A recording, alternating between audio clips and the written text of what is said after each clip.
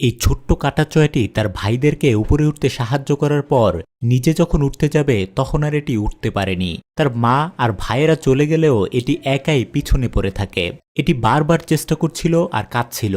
একজন মহিলা বিষয়টি খেয়াল করে কাটাচয়টির প্রতি মায়া অনুভব করেন। তিনি এটিকে তার বাড়িতে নিয়ে যান। এরপর মহিলাটি এটিকে পরিষ্কার পরিচ্ছন্ন করে শান্ত করার চেষ্টা করেন, কিন্তু অপরিচিত পরিবেশে কাটাচয়টি একটু ভয় পাচ্ছিল। এটি তার হাত কামড়ে ধরে রাখত, যাতে তিনি এটিকে ছেড়ে না যান।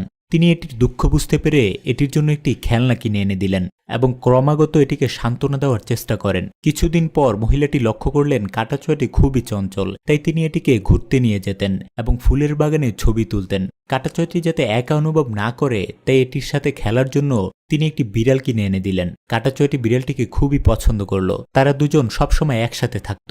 বিড়ালটিও এটিকে বড় ভাইয়ের মতো আগলে রাখার চেষ্টা করত। ভালোবাসা আর যত্নে কাটাচয়টি